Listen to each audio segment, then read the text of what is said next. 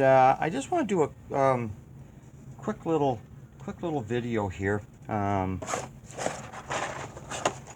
Just a little bit of a more of a history with some older kits that I've actually inherited. I mean, like, I inherited a few kits. Some of them, one of them I passed on to Chris at Classic Plastic 101. I mean, it was a figure. I don't build figures. I have absolutely, it's just not, it wasn't going to get built. So I passed it on to Chris, and Chris built it and did a fantastic job with it.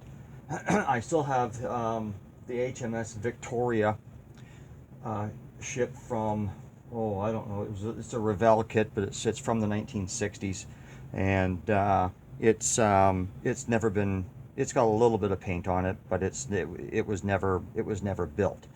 So when we moved into this house, I had the opportunity to go through some boxes that I had packed away when I was a kid, just after, stuff that was put in boxes way back in 1980, when that's when we got married.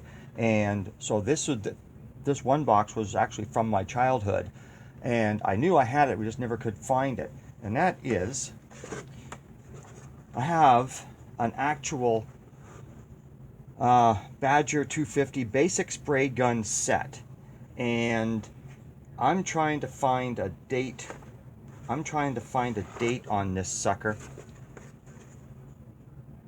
and I'm having a hard time. But it's from Badger. This was my first airbrush, and I picked this. This is from this would be from about 75, 76, maybe even 74, because I would have been about 14 years old.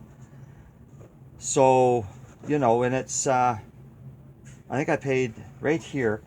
It started off at $16.25. There was $1.14 tax, so I ended up paying $17.89 for it at my local hobby store. And it's all here. Like, it has literally never been used. It has never been used. It would need to be completely tore apart and cleaned. There's another mixing jar, and I also had the forethought of this one here. This adapter here actually goes onto the spare tire. Goes onto a tire, so you could because a tire, when we were growing up, a tire was about 32 pounds, 32, 33 pounds of pressure in a tire. So if you screwed that onto there and started spraying, you got 32 pounds of pressure all day long. So that was the idea of that. There's a little bit, there's the instruction book, and how to use the air canister. So just I just thought it'd be a little bit of an interesting little video. How to spray, learn how to trigger spray, mixing paints, doing your artwork, stenciling, stuff like that. So it's just a little nostalgia, I guess. And I always knew I still had it. I always told my wife, no, I never threw it out. Never threw it out. And we finally found it, because I knew what kind of a box it was in, and we just couldn't find it. So that's from my childhood. And I'm actually going to try and clean it and see how it sprays. I mean, it's a Badger 250. I think they still make it. I think I have another Badger 250 over there, or a 150 or whatever, in my collection. So that was that there. Now, I said in another video when I was talking about the AMX, the Palmer, that I inherited a few boxes of models from my late brother-in-law, and so it's a box of, it looks like a box of crap, but it's an original Blue Max Mustang body. Okay, and then it's got the tin work. So I don't think I'm looking in the, no, that's all something different. Oop, oop. I think I've got a chin. I think I got the, yeah, I got the front or a rear chin spoiler, or I've got something to it anyways. So my idea is, that's the rear bumper.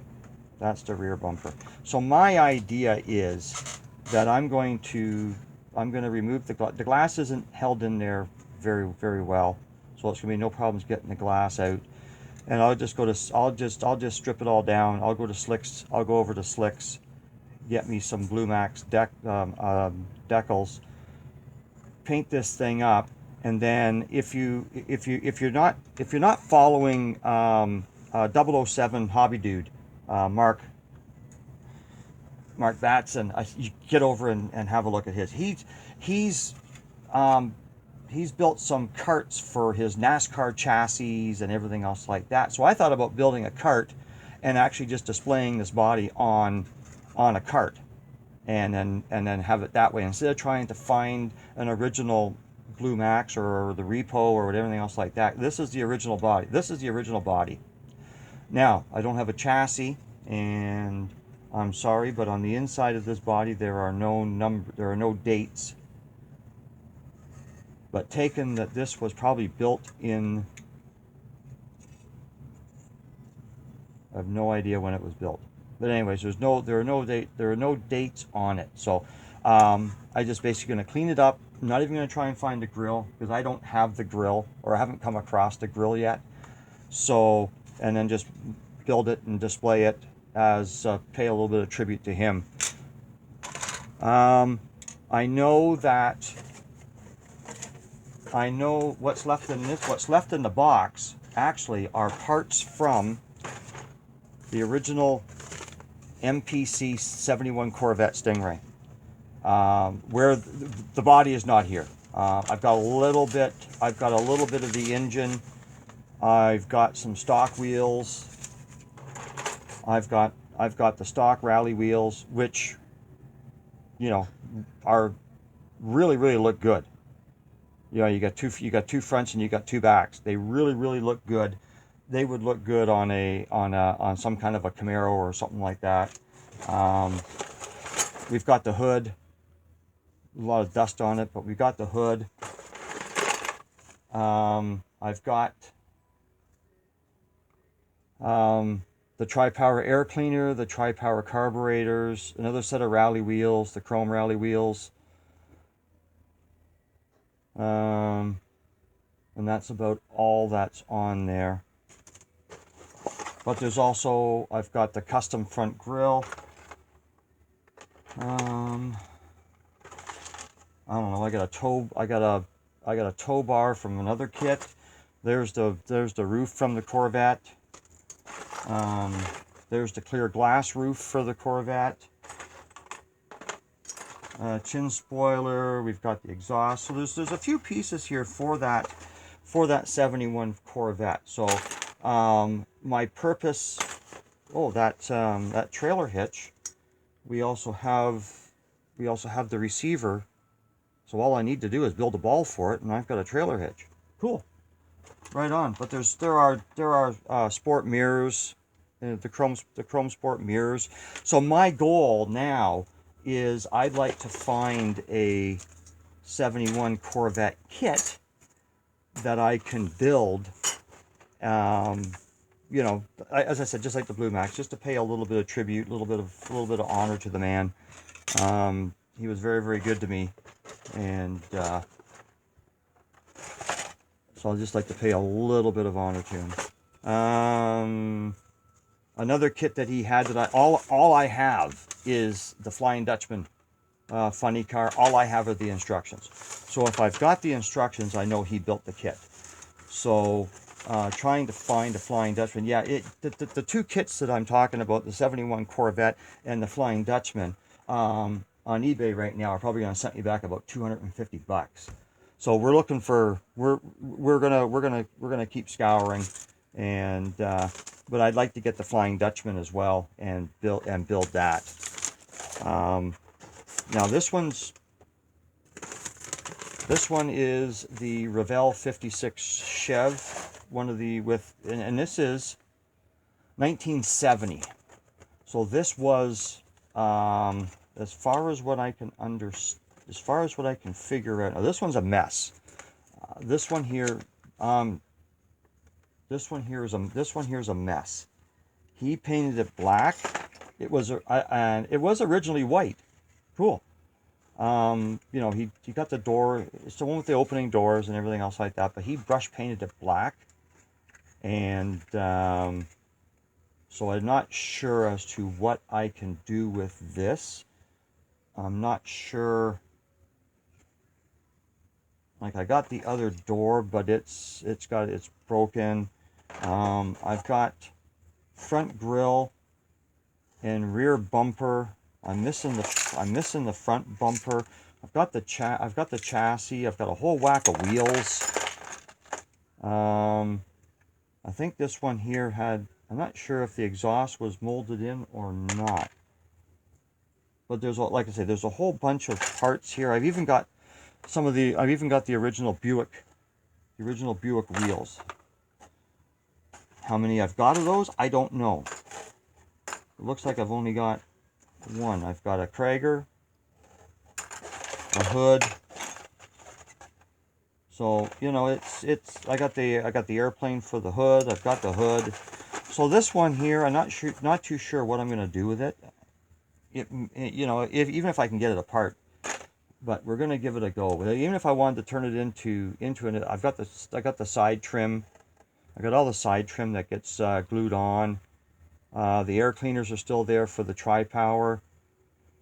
I've got the tri-power.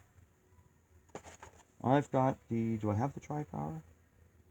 I don't think I have the tri-power intake manifold. But anyways, I got the glass. Back glass is in it. There's the front glass. So I've got the front glass.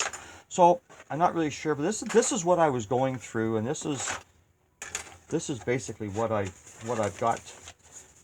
Now these are long term. These are long term. They're not going to get done tomorrow. These are long term.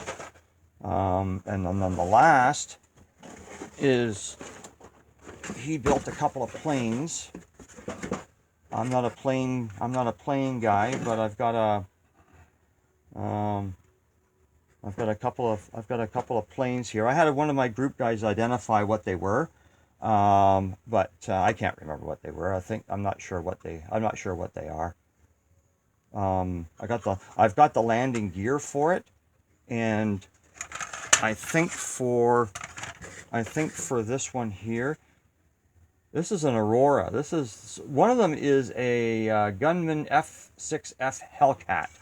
So I'm not sure if it's this one here, but the stand says Aurora and it's a Hellcat, and I'm going to think that this one goes on with that one there. So I think this is an old Aurora, which is now, I think this is an F6F, whatever it is. I don't know. I'm not a plane guy, so I'm really not too sure. So that one there may just get cleaned up and set on a stand. No idea. It's called the Meat Wagon. I have absolutely no idea, guys. Don't even know what it's supposed to be. Whether it's supposed to be an old Cadillac, a Hearst, or what? Have no idea. It was in a box. It was in a box. The last one that I got, and this one here, I'm going to try, and I've already tried to start to soak it and take it apart, and it's a 1969 Corvair. Now the windows are glued in horrendously. I could cut and take them out that way, which is more than likely the way I'm going to do it. But he's got the side windows he put in from the outside, not the inside. But it's never been painted. It's never been painted. So, you know, we got the interior is still white. The engine is still there, but I've got no, I don't have the power adders. This is all I got. You know, front bumper, rear bumper, tail lights are in here somewhere. Tail lights are in here, and like I say, on the body, I had a little bit of an accident, which is going to be no big deal to rebuild that. So, you know, just a little bit of,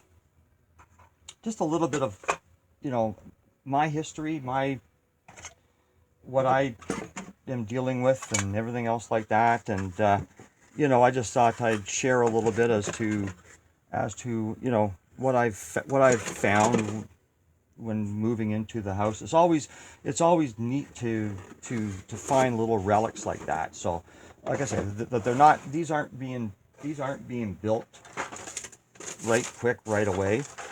So, you know, that's about it. I hope you know, I hope you enjoyed it. A little bit of nostalgia, a little bit of history. I mean, I'm not trying to hone in on Rick Zink's something old or anything else like that. But you know, I just thought it might be a little bit neat to see what's you know, what we can find in attics and that. And you know, my father-in-law was a pack rat. He kept everything. So and now we're just and so that's something that came out of it.